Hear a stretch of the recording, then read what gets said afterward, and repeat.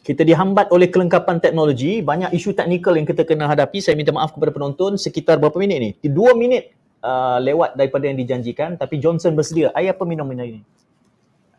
Dia tak boleh cakap lah. Tak boleh cakap kan. Saya tak tahu. Saya tak pernah tanya tu. Ini sepanjang election ni saya tengok Johnson ada air istimewa lain daripada air yang disediakan oleh Faris. Terima kasih Faris penaja air kita setiap hari. Kita akan perkenalkan tetamu seketika nanti. Tapi apa berita yang menarik perhatian Johnson hari ini? Okey.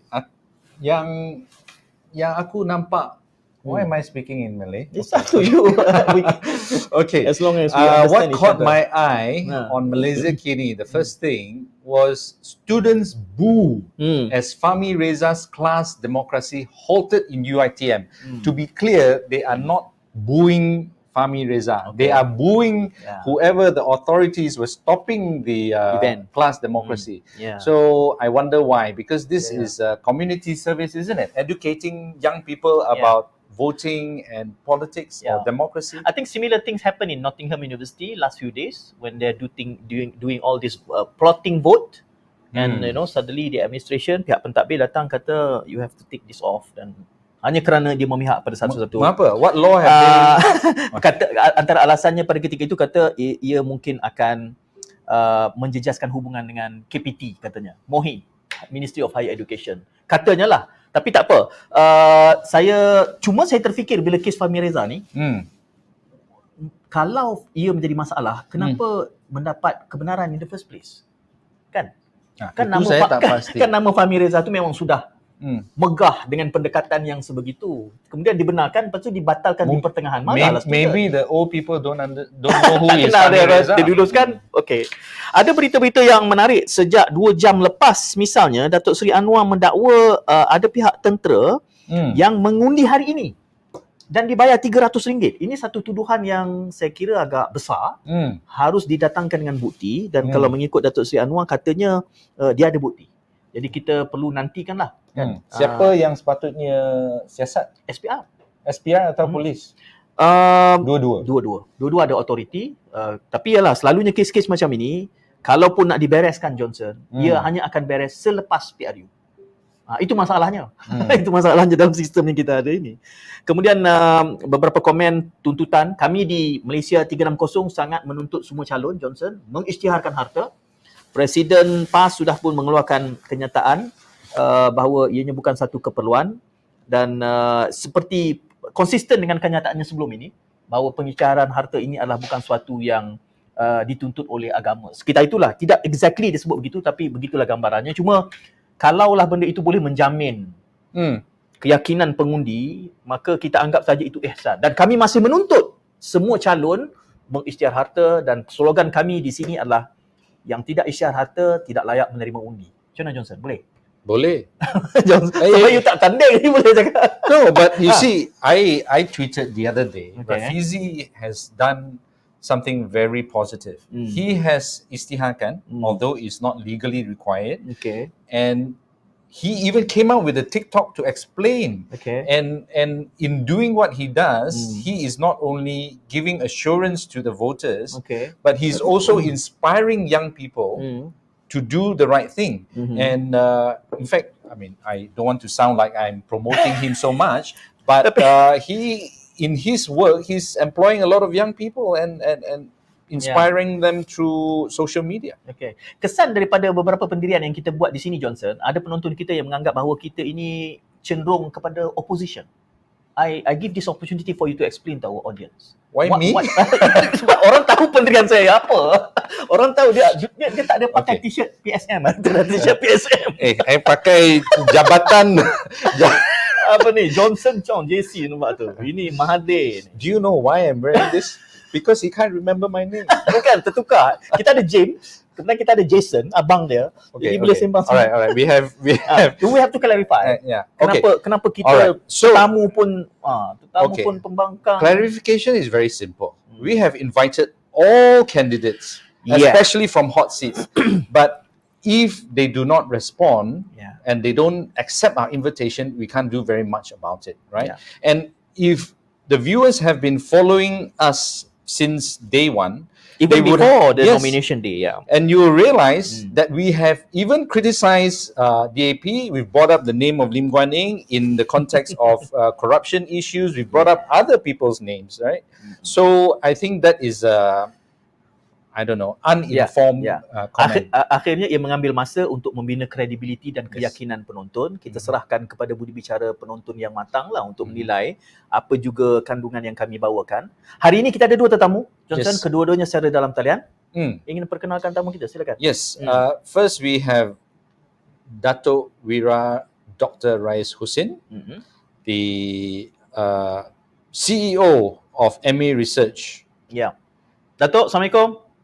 Waalaikumsalam and salam sejahtera to my bro Johnson. Ya, dalam kempen musim ini ramai orang yang masih keliru, termasuk beberapa tokoh macam Tan Sri Muhyiddin. Jadi Datuk pun ada yang keliru. Sekejap, dia parti mana ni? Satu Datuk kena clarify hari ni, Datuk. Emir Research tu satu, tapi parti tu yang mana? Sebab orang baca full statement disclosure. Datuk. Full disclosure. Yeah. Okay, I mean it's quite public.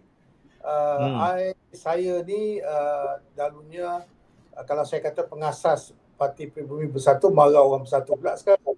Walaupun dari sejak azali lagi parti itu diteguhkan since 2015. But be that as may, I left the party some a month or so ago, but inactive since 2015 and joined PKR.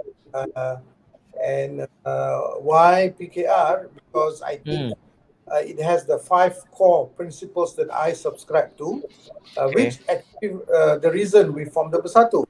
The 5 core principles are reforms, justice, inclusiveness, moderation, and progressive. So 5 perkara atas yang menyebabkan saya memilih untuk bersama Parti Keadilan Rakyat.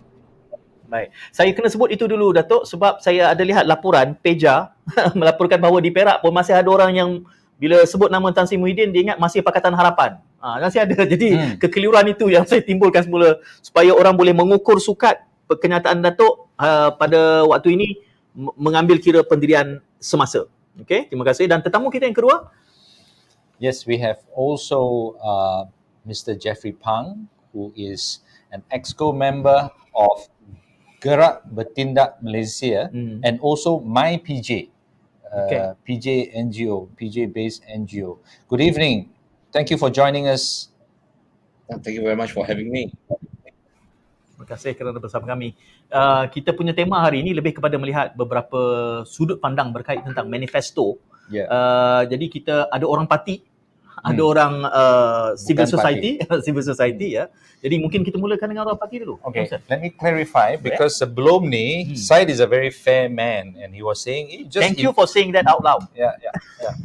I thought it's obvious but some of our viewers may not know that. But the other day I had a very quick commentary on PH manifesto, right? And no one had a chance to respond to that. I think Dr. Rais would be the ideal person to do that. That's right. And of course, we would love the other parties to come to our show and debate the manifestos. But in any case, I'll do Malaysia Kini a favor. They did a comparison of the few manifestos, and we can look at that later as well. So let's start with, I don't know, Dr. Rais, whether you realize or you had a chance to look at my comments the other day, and if you did, perhaps you can, speak to us a little bit about why these were put up as the key points in the PH manifesto. Okay, first of all, a caveat. Today, essentially, I'm a more Emir Research President CEO than Pakatan Harapan or KR. Why? Because I was not involved in the drafting of the time manifesto for G15. Obviously, I was the chairman of the manifesto writing committee in the last G14. It was a laborious work of 6 or 7 months, engaging with various stakeholders, debating, and then debating internally within the parties. You have the extreme right and you have the extreme left. Then you have to moderate into in between, and then finally it goes through the PH Presidential Council more than 3 times represented, and eventually it was approved, and then it was launched as a Presidential Council, Pakatan Harapan Manifesto at that point of time. Now, for this time, as you are aware, that I was not involved in the writing, planning, charting, anything of the Pakatan Harapan's manifesto. Be that as may, when I flicked through some of the manifestos, not only Pakatan Harapan, also Perikatan Nasional and also Barisan Nasional, we can see that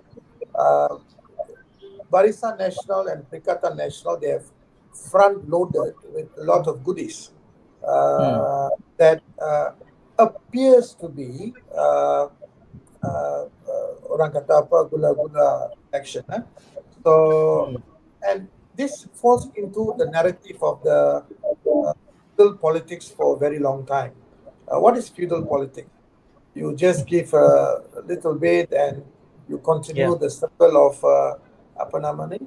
dependency of these people, the large majority of the people, to the administration. Now, whether this is what it should be is something that we need to look at. Obviously,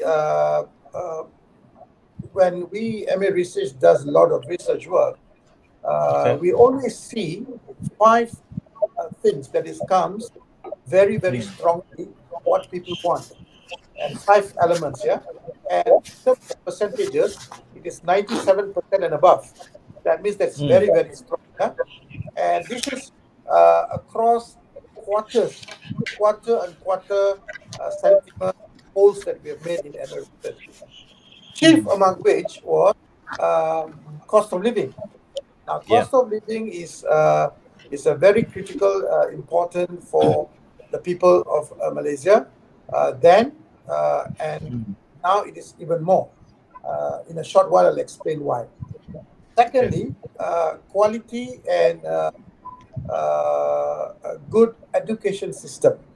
Now, this is another important thing that even the Minister of Education, the caretaker Minister of Education lately said that he needs to do more and he needs more time, and he's not. So, at this hour in 2022, we are talking about something is not right about the education. So, they need a quality and affordable education because these are all about 97% bridging in terms of what people want. Then, quality and affordable healthcare. This is a serious issue, which strangely we do not see much of it in the Barisan Nasional Manifesto, for instance. Pakatan Harapan and Perikatan Nasional touched it, but Barisan Nasional will do not see that much of these healthcare issues, especially given the backdrop of pandemic, and we're just coming out of the pandemic, the recurring of the pandemic, although it's endemic, people say, but there are many more challenges of healthcare, the age, this, and so there's something that, but people want this affordable and quality healthcare. Then, affordable and quality employment. Now, we know that employment is a big issue in Malaysia now. We have about 1.2 million underemployment. Orang selalu tanya apa benda underemployment ni.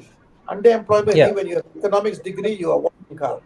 You have a degree in physics and you are driving and sending delivering food. I'm not saying anything about that. It's a good job. It's better than accepting corruption and stealing money and all that, obviously. But there is a huge disconnect. And this 1.2 million underemployment is among the youth and the graduates. Then comes the Department of Statistics Malaysia's recent release, 612K of unemployment. So together we have 1.812 unemployment. So that is one side, underemployment and unemployment. On top of that, wages are paid very low. And if you notice that the the one who talks a lot about wages and credible salaries and this and that is again comes to Pakatan Harapan.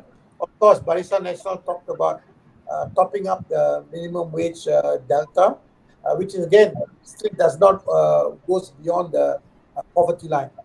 Then the last bit, affordable and quality housing. So these are the four things what the people want. Have this manifesto taken care of it?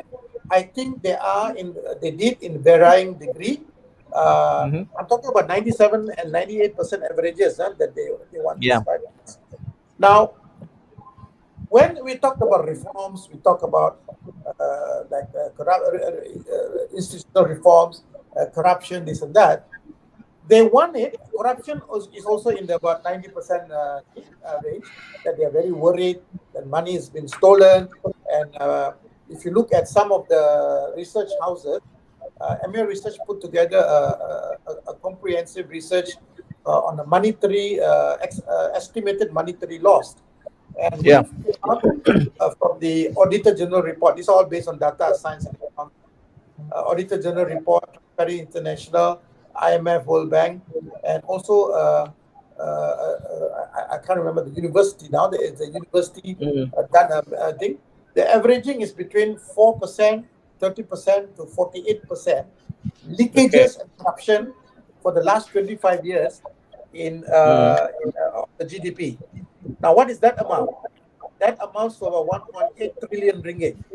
And if you add on to the spillover of or the opportunity cost of the 1.8 trillion, don't take multiple X, you take lower than at 0.2, that's about 70-80%, which is very, very conservative. You're talking about a loss of 3 trillion ringgit. Bayangkan kalau kita ada duit benda tu, apa yang kita boleh buat? So there are serious issues. The manifesto is a very important document. I know we've had some experience in 2018. Menang saja, suddenly the manifesto become not a kitab suci. I still remember then Prime Minister said that bukan kitab suci, and I gave a statement saying that he said it's not a Bible, and I said true, it is not a Bible for him. It is the Quran for him. He needs to fulfill this. And if you remember that manifesto, it was 10 promises within 100 days and 60 promises within 5-year term. Obviously, the term did not end. But the point that I'm trying to make is, although there was an attempt to not to honor that manifesto in the beginning, but Tun Mahathir, on the first year anniversary of Pakatan Harapan in government, the first 15 minutes of his speech was on manifesto.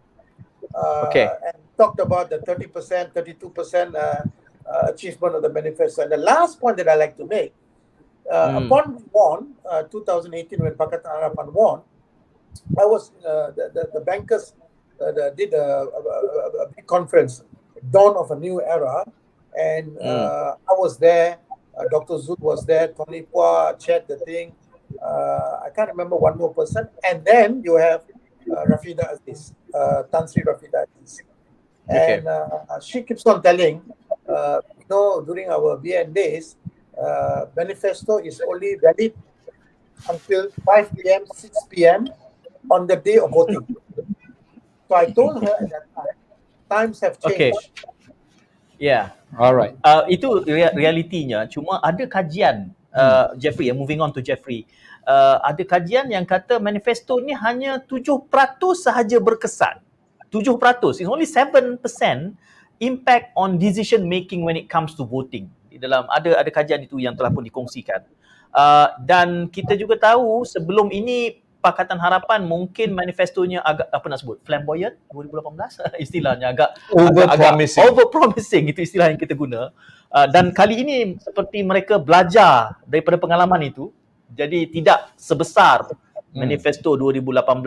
Tetapi kelihatannya pejuang manifestonya. Malaysia kini belum mengkaji. Pejuang. Manifestonya agak menarik, tidak mengambil jalur seperti cash handout. But they are irrelevant. Ya, tak. Tapi tak apa. Saya nak minta Jeffrey mengulas gerakan bertindak rakyat melihat kepada beberapa janji dalam semua manifesto yang ada. termasuk pendekatan yang dibawakan oleh pejuang yang Johnson kata tidak relevan. Itu. Jadi silakan Jeffrey. Jeffrey, let me add on a question to that. Silakan. So, firstly, if you could comment on the various coalitions' manifestos, but add on at the end, tell us about Manifesto Rakyat, and do any of these coalitions, adopt the points that were raised in the Manifesto Rakyat? Jeffrey? Yeah, thank you. First of all, let me elaborate a bit more about Manifesto Rakyat first. This project was started in May last year, and it took us over a year, and we have got 297 submissions by the public itself. The reason is the last time the election, when they gave out this manifesto, they say that they cannot really keep the promises. At the same time, they also say that they didn't expect to win. That's why it was over promising. All right. So because of that, we feel that we cannot have a manifesto from the politicians itself. The politicians must understand what the rakyat really wants. And this is where we went down on the ground. We have a lot of townhouse, and we established 27 sort of areas with 3 pillars. And after that, we came up with this manifesto that was just completed about 2-3 months ago. So, and that was published way before the election was announced. All right. But in contrast, you see that right now, the manifesto of the politicians are just coming out drips and drabs. And just a few days ago, you got this Perjuangan coming out, almost the last. All right. But all these things are right now viewed by the rakyat as something that maybe not substantial. We regard that now as more of a sales brochure, which is intended to win the votes. As we say, after that, by the time the election is over, then it might be over. So for Manifesto Rakyat, we are glad that many of the things that we have proposed, we were consulted by all the political parties, and many of them found its way into their manifesto. I think that was very encouraging. And we will find that right now, the problem will be probably the implementation. Now we have got it in black and white what they intend to do. And that's where the Manifesto Rakyat comes in. Whatever that is matching and all, is very good.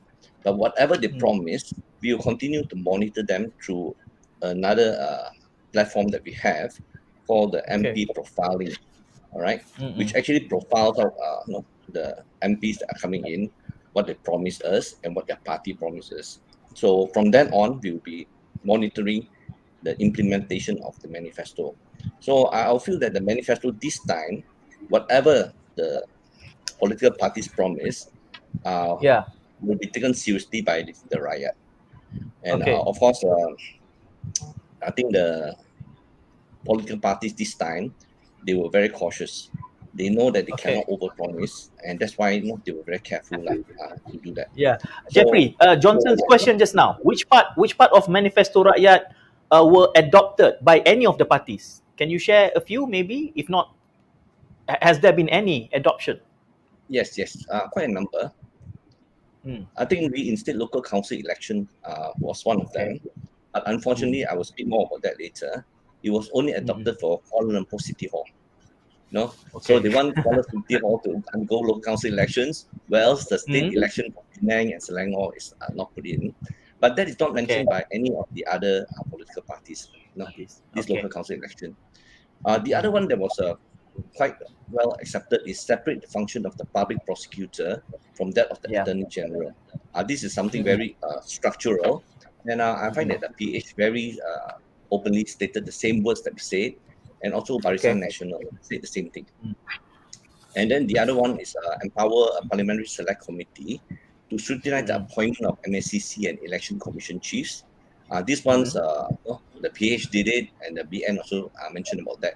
And they included the Bank Negara governor as well, election commission chairman and all. So all these top people have to be vetted by the parliamentary select committee. All right.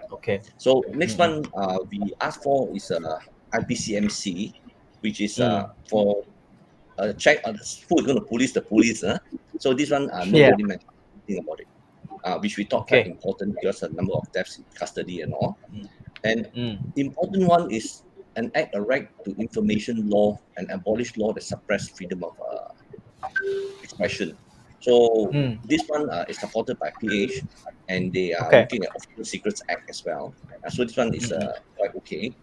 And then after that, for education, there was a one PH accepted Abolish Universities and University Colleges Act, and the UEC examination also should be brought in to be recognized and establish a central authority to manage TVET. So TVET is also another very important developing area because skill-based now is very important. So that should be encouraged. So the other thing is the prioritize health by raising the health ministry budget to exceed 4% of GDP. I think a few of them accepted that as well. Okay, so the other one is the Social Inclusion Act. That one, I think they were a bit wishy-washy about it. And declare a national climate emergency is another one about climate change. So a lot of them talk about start off a committee, start off a group, and increase the forest cover and all. So these are only part of it, but it doesn't come with a structural thing. I think PH or Climate Change Act to set carbon emission and forest covering targets. So something definite has come in. So I would say that about 50-60% of our expectations is contained in the political manifesto. Okay, thanks, Jeffrey. Okay, I took a very quick look at the comparison. Datuk, Dr. Rais, you mentioned 5 top issues that people are very concerned about, right? And I noticed they are all bread and butter issues. It seems, would it be fair to say then that the people are not so concerned about structural issues, for example, democratic reforms, getting rid of the Sedition Act, or the environment, as mentioned by Jeffrey just now? Okay. They are a short-term, medium-term, long-term objective or pathways. In a short term, people are now suffering, boss. They do not have food on table. We can discuss. I mean, it's just like somebody coming out of the desert without water and nothing. And you talk to them. You must have faith. You must have faith in democracy. I think the first thing the guy will do probably will cut him and have him for lunch. So what I'm trying to say is that there must be a balance. People are really suffering, and this is no joke. And when we look at our numbers, the numbers are very scary. Look at our debt situation. We have about 1.036 trillion ringgit debt. Right? That's about 87% of the GDP. Then you must also remember we have the hidden debt, 400 to 450 billion. That is hidden under contingent liability and the board guarantees this and that. And all this is contributing to a bigger problem, a currency depreciation. When there's a currency depreciation, all of you must understand that we import all kind of food. Our net import annually is 65 billion ringgit. Even chili we import 70%. Beef and what buffalo and maybe kangaroo sometimes 85% we are importing. Milk, dairy product 90% we are importing. When ringgit Malaysia goes down, all these prices will go up. Food security issues. I think these are big issues that we are facing. Now, when you talk about manifesto, I think somebody talked about the thing is the detail. This is true. We can have a beautiful manifesto. By the way, the manifesto that was written in 2018, not because I had checked the stuff and so on. No, it was about 300 pages. It is a very laboriously produced manifesto after engaging with various stakeholders. You cannot imagine the amount of work that we put in. However, post GE14, there are some who are not interested in the reform. That's the problem. They want to lead this country in their own image of how Malaysia should be.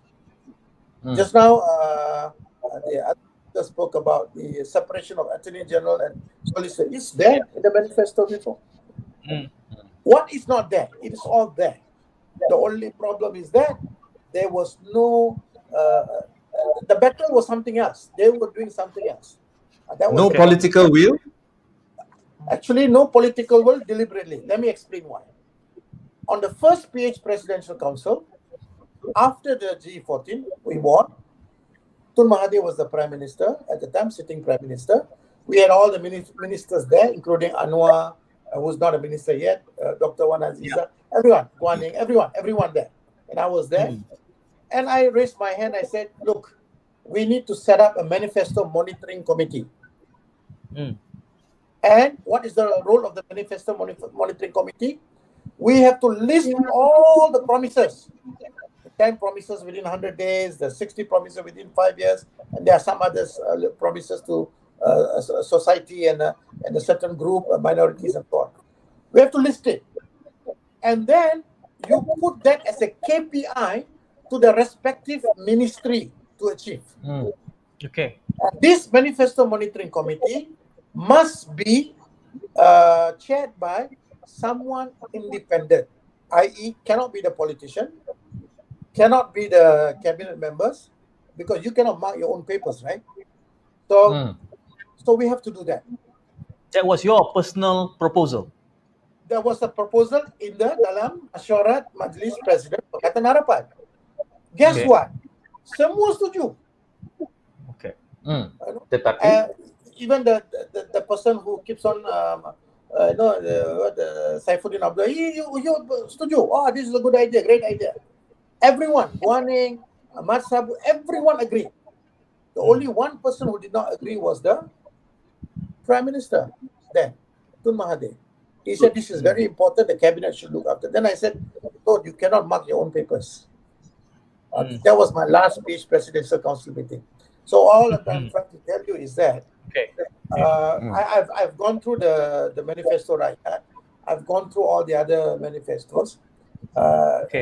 Manifesto Rakyat is very comprehensive. It's expected because they took a longer time, number one. Number two, the stakeholding meetings and the Libat Urus Motor, very good. Now, again, I'm coming back to this. You can write as much as you want. The parties can promise as much as they want, right? There's a saying in Tamil, the drunkard's word is as good as the night.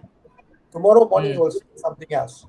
And remember, Rafida Aziz did say, after we won the G14, for Barisan Nasional, manifesto is only true until 5 p.m. or 6 p.m. on the voting day. So these are things that we need to be concerned. That's why we need a manifesto monitoring committee. And if some rakyat or some independent thing can do it, they should do it. Your question whether reforms are important, boss, reform is very important. Anti-hopping law was such an important achievement, but there are more to go. But to talk about reform now to the people, yes, but we need to always relate it to the bread and butter issues. Because for instance, soalan susulan saya, apabila Datuk menceritakan sebegitu, saya beberapa perkara yang datang di fikiran saya. Pertamanya, saya rasa kemenangan pada 2018 itu bukanlah bertolak daripada adanya manifesto yang sebesar itu. Kemenangan itu adalah puncanya lain. Kerana itu kali ini PKR tidak menggunakan pendekatan yang sama. Maknanya manifesto yang diperkenalkan kini tidak se-laborious, tidak se-ekstensif yang pernah dibuat. Kerana saya sebutkan tadi, semua parti sudah menyedari bahawa manifesto ini hanya ada 7% sahaja kesan kepada pengundian nanti. Cuma lanjutan dari situ adalah apabila kita membandingkan manifesto-manifesto ketiga-tiga jalur besar ini hampir sama. Cuma beza sana sikit, situ sikit, sini ada, situ tak ada. Bagaimana kita nak mengatakan, tadi Datuk sebut bahawa dunia sudah berubah, dulu boleh pukul 5 petang baru keluar manifesto. Tapi sekarang ni orang tidak melihat manifesto dan kebetulan pula semua manifesto lebih kurang saja kalau Datuk tengok situ. Semua ada cash handout yang dikongsikan oleh penerbit tadi. Okay, I will dispute that. Let me answer that, Datuk. Tak apa, saya bagi Datuk dulu. Okay. But let me Okay. tell you, first of all, if you look at the cash handout, BN and PN lagi banyak cash handout daripada maknanya they go for the goodie based manifesto. But having said that, it is not entirely true that manifesto is irrelevant. Let me tell you why. Post G14, 2018, every other month, people were discussing about manifesto. Sebelum yang 2017 apa the previous GEs, mana ada cakap pasal tu? But post G14, manifesto was spoke about. In fact, even Tun Mahathir, although at initially dia kata tak boleh menang, that's also not true. We presented to him that we will win with a slender margin. Then he says not a Bible. He says Quran. And then finally, at the end of the first year anniversary too, here started his speech for the first 15 minutes on the manifesto. That means that people were pushing for manifesto. The resistance though was by him because he wants to leave behind Malaysia in his own image. I think going forward, I'm very sure, whatever, in fact, I was trying to champion the cause that political party should sign a statutory declaration. Dia politician suka sign SD kan. Kita minta orang ini sign a statutory declaration that they will honor all their manifesto. And then on a private level, we get MPs the candidates to sign again a statutory declaration. Kan dia orang boleh sign 3-4 statutory declaration for 2-3 different candidates kan. So kita force them to sign. Tapi until today, not even one sign the SD. So are we supposed to be worried? I think we should, because at the end of the day, the moment they are in power, anything goes. Okay, Jeffrey, I want to ask you this question. Is related to what was discussed just now. Now, it appears to me that people are more and more voting based on sentiment, right? Based on TikTok videos, on catchy slogans, rather than looking at manifestos because they think manifestos are manifestly not trustworthy. So to me, that is a real concern because then people are not voting based on, on informed basis. It becomes like, oh, wow, this person is more attractive or whatever, and then it's just mindless voting. To me, is that a concern of the CSO and GBM? I mean, Yes. So maybe to relate it back to the manifesto, right?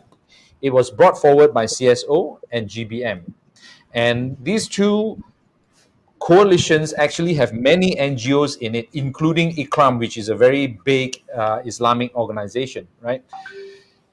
What was the people's reception of the manifesto, right? Did they bother to look at it? Did they help to push it in terms of demanding that their politicians adopt it? Yeah, certainly we have got a very strong support from the Rakyat on this. And even we have, for this election, distilled the Manifesto Rakyat to 10 demands. And then you find that when we are uploading up to the MP profiling, so many other NGOs came in to help us. The climate change people came in to help us.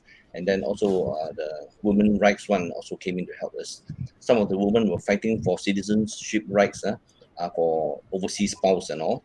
And we found that it's all adopted by all manifestos now. So certainly the Rakyat's voice is being heard when it comes to manifesto. But the main point, like what Datuk have said, is that there's no political will to get it done. And if you look at the manifesto right now, it is full of cash handouts and a lot of populist kind of things.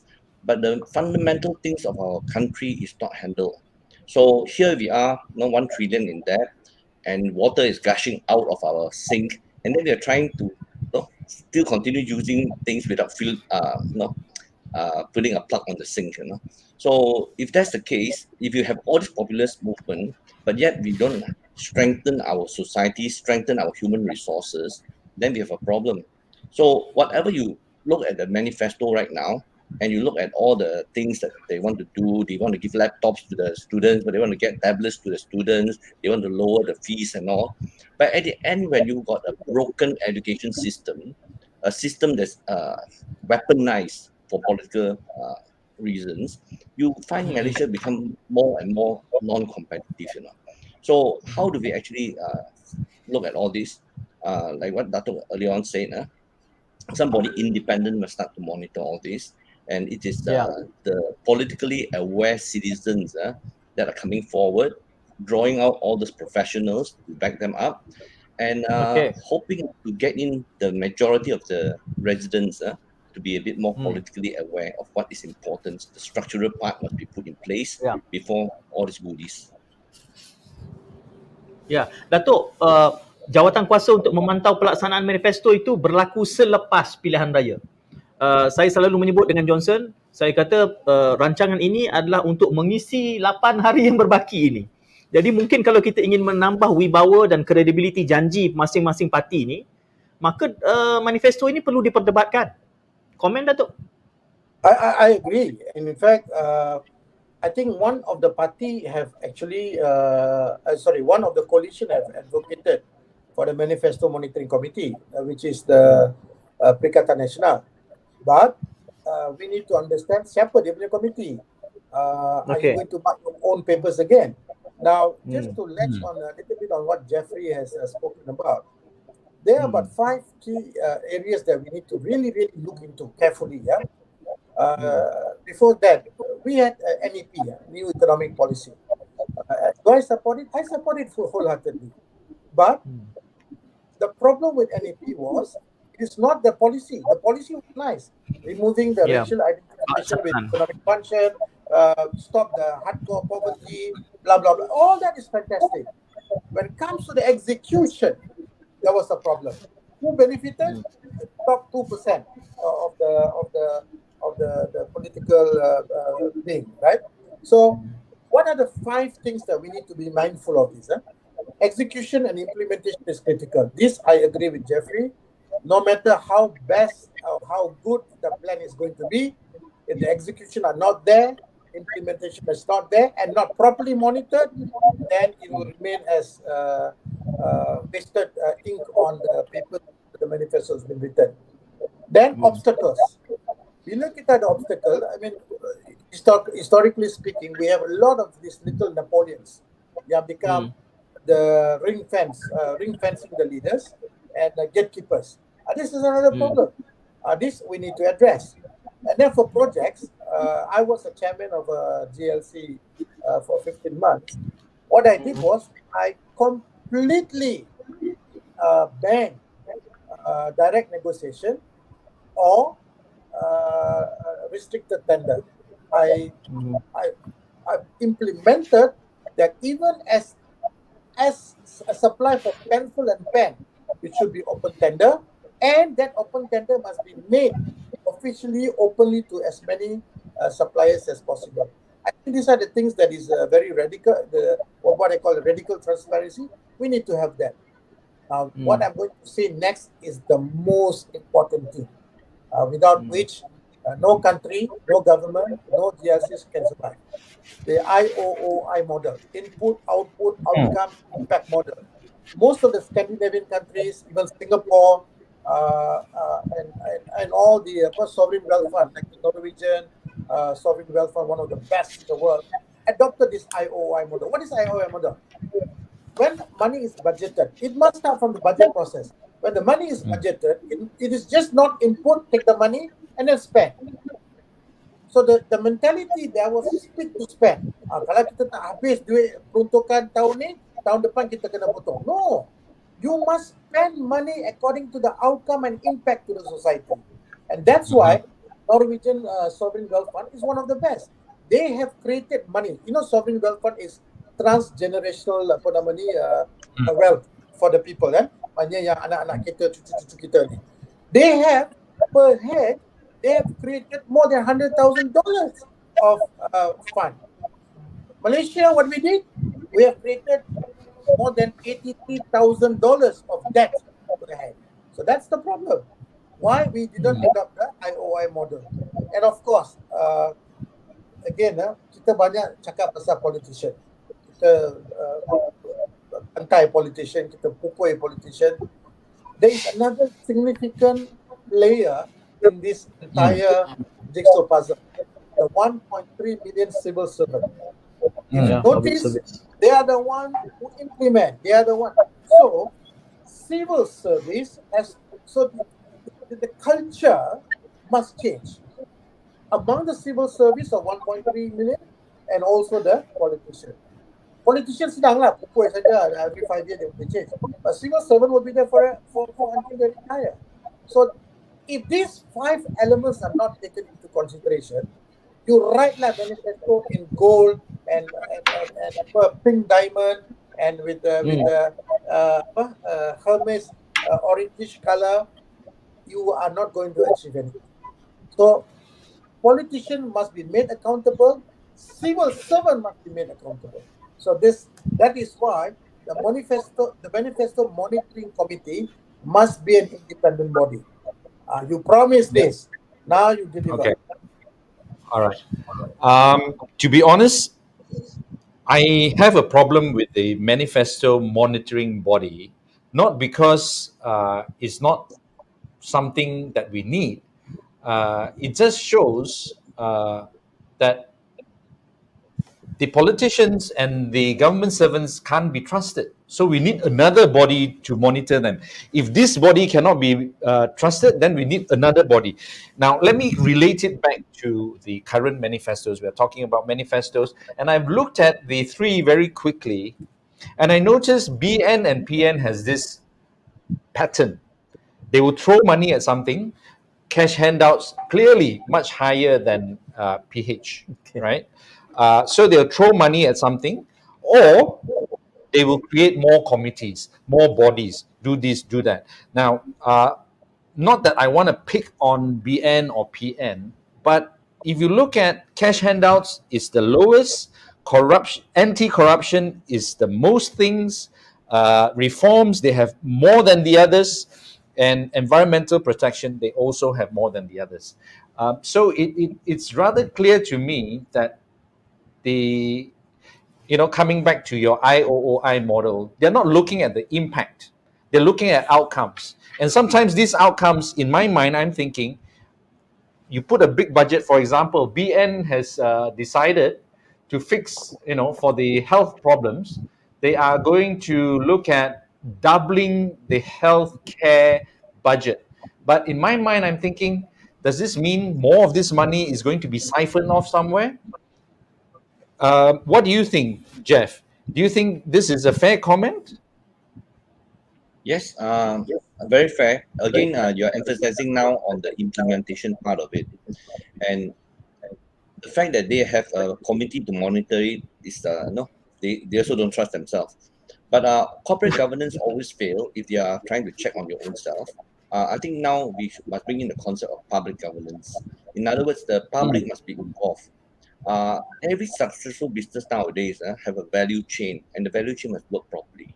But in government service delivery, we do not have a value chain.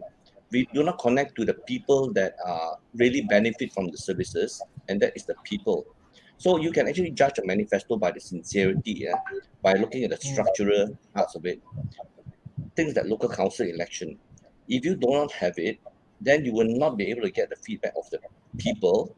And what will happen is they will formulate a Malaysia that's in the mind of the politician. And that is not right. At this point in time where things are so multidimensional, everybody is beginning to say the word a whole of society approach. So if any of this implementation is not the whole of society approach, it's a waste of time. And to get a whole of society approach, you need a change of culture of the government service. You need a culture of power sharing with the people. But political parties do not power share. It is just inconvenient for them. So even when PH came in, At first they say that we must have a local council election. Then the next manifesto says that, oh, let's improve local governance, strengthen local governance, which is actually weakening the argument. And then later on right now, there's no more mention about local council election, except for KL. So you can see that when you are in power, you're just inconvenienced by public governance, which is very essential. Saya balik semula kepada Jeff dan Datuk, tapi saya mungkin Datuk dululah agaknya. Saya timbulkan tadi, mungkin saya olah sedikit soalan saya. Soal tindakan memantau manifesto ini akan berlaku selepas PRU. Tetapi tempoh kita 8 hari ini, kalau kita berdasarkan kepada apa yang ditawarkan oleh parti masing-masing, saya tak yakin rakyat kita faham, nampak, membezakan antara satu, melainkan tadi apabila Johnson terang-terang tunjuk health budget, bajet kesihatan di bawah Barisan Nasional daripada 36 bilion kepada 77 bilion. Apa yang harus kita fahamkan kepada rakyat adalah apa juga komitmen sebesar ini, dia bukan datang daripada kerajaan, poket kerajaan ada poket khas. Ini poket rakyat ini. Betul. Jadi kalau ia tidak dicerahkan sekarang, besok BN menang, itulah bajetnya. Dan kerana itu saya tanyakan, dalam 8 hari ini, bagaimana kita nak, Datuk sebut tadi soal nak menjadikan manifesto ini alat untuk membuat keputusan. Kita akui ia penting, tetapi itu tidak berlaku sekarang. Kalau kita sebut ini, rakyat rasa 36 bilion, 77 bilion. So what? Dia tak rasa ini duit dia. 1MDB pun dia tak faham hutang yang yang dipegang sekarang ni. Jadi 8 hari ni macam mana kita nak bagi manifesto ni ada impact? Johnson geleng kepala. It's a Well, lost Master, case. because we can say whatever we want to say, There you right? go. So the manifesto, in a way, Okay. is worthless. Baik. But I will throw another number. Saya lebih marah. Maka kita tutup saja buat bicara ni. No point kita discuss manifesto because manifesto tak ada kesan pada keputusan rakyat pun. Not this round. Okay, Yes. if I may add a little bit, Yeah. I think we should stop being too philosophical and be a little bit more practical and pragmatic. That's my Yes. view, number one. Number two, let me, why I say that. Sekarang ni, there is an urban, semi-urban and rural divide in terms of understanding political issues. We also know that 30% of the population determines 70% in parliament for decades of, due to the decades of gerrymandering Malaysia. So these are all anomalies that we need to address through the reform. But be that as may, manifesto ni will give you a little view, at least about the rural and the semi. Datuk, saya intervene situ, Datuk. Datuk, saya intervene situ. Saya intervene, Datuk. Saya bagi senario. Tidak ada parti yang akan menang, akan ada pakatan baru. Okay. Apa? Akan ada pakatan baru, ada gabungan baru. Jadi bagaimana konsolidasi manifesto yang lain-lain ini? Apa akan berlaku manifesto yang pelbagai ini? Okay, kalau jajaran baru, pakatan baru, recalibration of the Maka janji baru lah. for the coalition, tak apa, kita tunggu sebentar. Tapi sebelum tu, at least the people will know. Okay, for instance, let's look at Barisan Nasional punya manifesto. Have they talked about corruption? Separation of powers itu mungkin, so, kerana itu saya bayangkan tadi. Separation of power is a very reform thing. Tapi if I ask you one question, is there corruption mentioned in that? I think it's a Freudian slip. Either that, hey, better don't talk about this thing because susah. Because they have this. BN under anti-corruption is upgrade Institute Integrity Malaysia into a commission. PN is create an anti-corruption court. I rest my case. Perikatan Nasional at least talked about the anti-corruption court. But these guys talks about... So what I'm trying to say, and if you look at Pakatan Harapan, they dwell further. So what I'm trying to tell you is that this manifesto ni, I'm sure penceramah ini banyak bercakap tentang ni di tempat-tempat election masing-masing, di rural, di urban. But coming to the rural market, you cakap lah, you know, those days when either Tumma, they asked me about how do we make these people understand 2.6 billion ringgit? It's a big money. I said, most of us have not seen hundreds of thousands or even million. Billion concept pun diorang tak faham. But if you see 46 lorry of 2-ton lorry of duit RM100, mahu datang perkataan-perkataan yang, you know, very angry statement. So we need to pictorialize. We need to say that this is 200 school, this is 2,000 hospital, macam tu. So manifesto is important to at least to know, okay, this is the flavor. Now coming to jajaran baru and all thing. From our, at least Emir research punya analysis and semua tu, we find that there is going to be some form of recalibration of coalition post G15. Whether it's going to be driven by identity politics or it's going to be driven by the need to do it, otherwise the government will not be formed, that's a different issue. But it is also a little bit worrying because when you talk about stability, one party talks about stability for prosperity. So my question is, what stability really means? Is it stability to continuously plunder prosperity? So we need to ask these questions.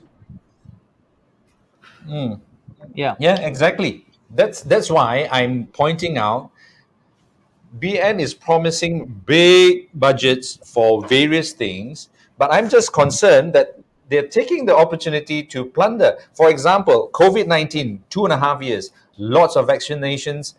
Johnson, I'm even more concerned because Yeah. I don't think the rakyat understand what you're saying because they don't see it. Okay. Right. Kalau So saya tak boleh, nampak. kalau saya boleh interject one thing, one of the biggest problem that I see in terms of the governance and integrity and transparency, I think Jeffrey would agree.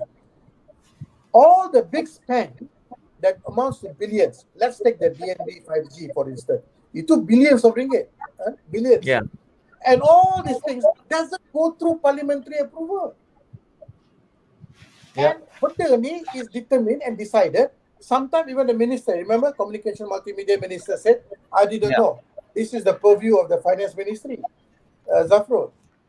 So the question is, if you bring back these people yang janji macam-macam, and then they have all the free hand in the, no need to bring to the parliament, semua approve nasi kanda ganja gaba, semua. So what happens? Our debts will be ballooning. There are some reports recently that I read that we have petroleum in terms of minyak for another 20 to 25 years. We do have gas for another 200 years. Kalau kita continue to plunder duit macam ni, what are we going to leave behind to the people? Vietnam is moving ahead. Yeah. All Absolutely. the other countries are moving ahead. So are we going to be behind Laos? Yeah, that's why actually. Yeah, Jeffrey. Can I comment? If you can put up the screen on corruption, the comparison between PH, PN, and BN. So, Haley? On corruption. Yes, it'll be quite interesting to read manifesto in a different perspective. So, if it's PN or BN, you create an anti-corruption court. BN, upgrade institute integrity, teach people to be a bit more integrity and make it a commission. But when you look at PH, those are actionable items, declaring of the assets, whistleblowing. Yes. These are all structures that you put in that enable the public to take part in governance, like whistleblower. Yes. But the implementation of whistleblowing, usually we go after the whistleblower instead of the culprit. So these are the good political rules that must be there. Direct negotiation, especially government procurement and all. With a digital procurement system, it's quite hard to cheat the system. But yet, sometimes even with IT solutions, they won't implement it. So it's the ability to get the public involved in public governance that will succeed. But this is where all the politicians fail. They think that it is their job and they will not use the expertise of the people itself. So I think from now on, there should be that kind of input directly from the ground so that they will know how to react. So I'll give you one example. I work a lot with the B40, and then we found that the lift that was replaced cost 550,000 to the government. But when we went and checked with the same specs, it's 350,000. Now, these are useful feedback that we can give back to the politicians, and they address the system. So it's a system that's a problem. Okay. But unfortunately, they cannot do that without cooperation. Jeffrey, because we are running out of time, but I would like to ask one last question because what was raised by Dr. Rais right at the beginning, 5 issues, all concerning bread and butter and about money, right? Now, it's very interesting to me, and I find this very, very glaring. I think the man on the street should know this. Every voter should know this. BN is saying that they will achieve zero absolute and hardcore poverty by 2025 in 3 years' time.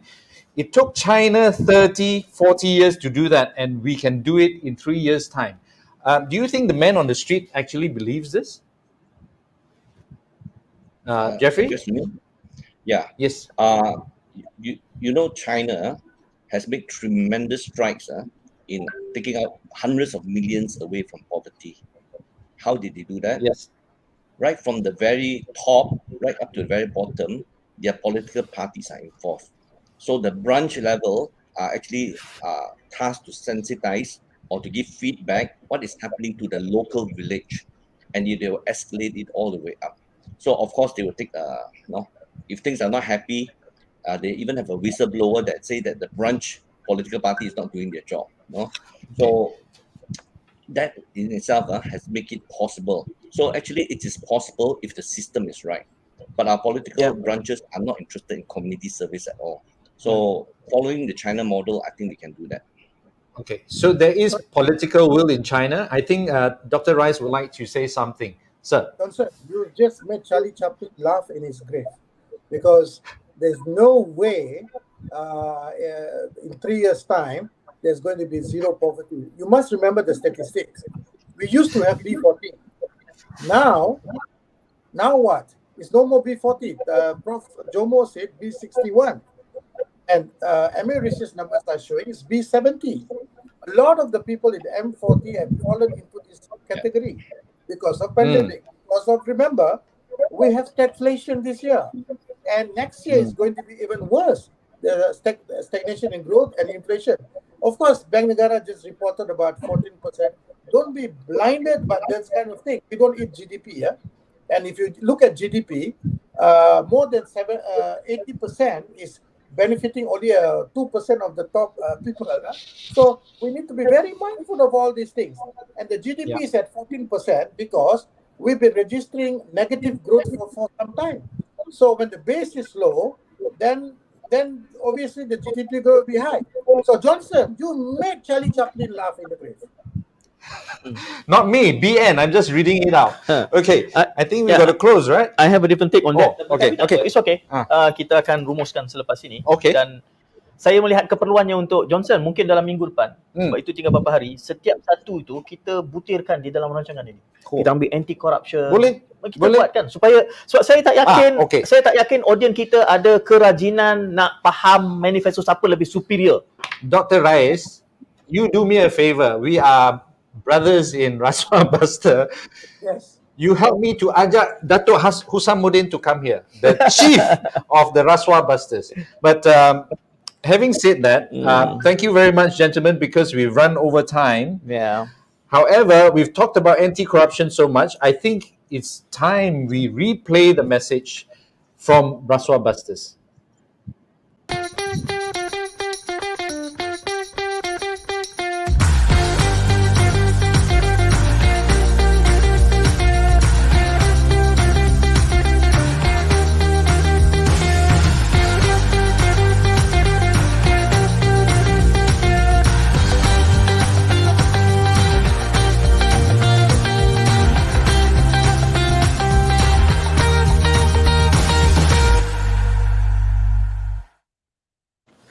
Just to be clear, this show is not sponsored by Rasuah Busters.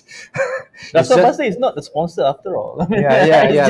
They're not sponsoring us, but that is a community service announcement. Yeah. Kita perlu banyakkan lagi debat macam ni, dialog macam ni. Jadi saya nak ucapkan terima kasih kepada Datuk Dr. Rais Hussin, Emir Research dan juga Jeffrey Phang. Moga bersabar dengan kami dan datang lagi.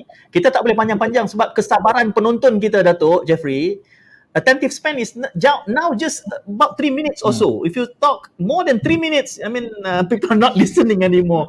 This is due to the fact of the new reality of social media semua ni lah. Yes, So, yes. saya ada falsafah Datuk selalu dengan saya di artian saya kata kita kena berhenti sebelum kenyang kan. Supaya people keep coming back. Jadi saya harap tuan-tuan juga datang semula lah bersama dengan kami nanti ya. Terima kasih kepada kedua-duanya.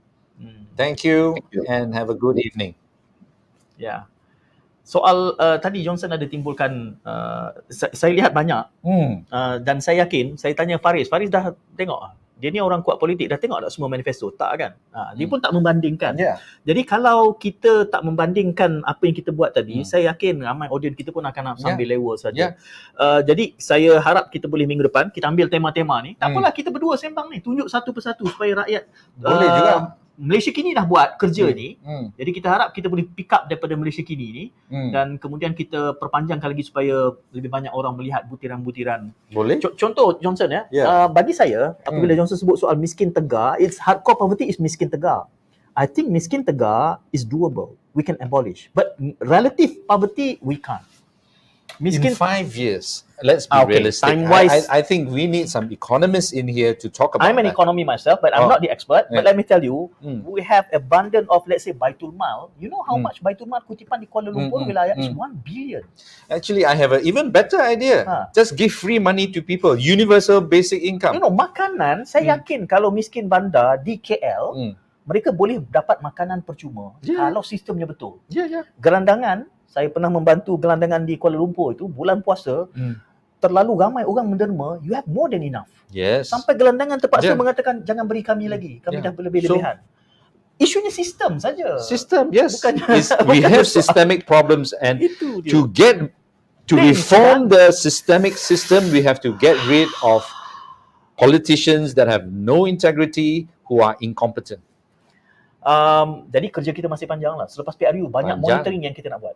We need to do all those things that we mentioned. You want to join that committee?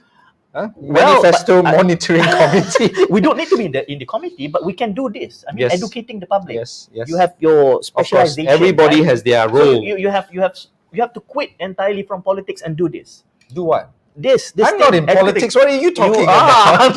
I'm a consultant. Itu nanti kita PM tepi apa realiti dia. Terima kasih kerana bersama dengan kami hari ini. Kita jumpa lagi besok insyaAllah. Besok ada Hisham Rais, my good friend. Unfortunately, I won't be around. Macam mana saya nak handle Hisham Rais ni? Give me some tips. You just ask one question and he will talk for 1 hour. Okay, kita tengoklah. Mudah-mudahan saya diberi kesabaran untuk besok lah apa akan jadi. Jumpa lagi. Saya Syed. See you. I'm Johnson.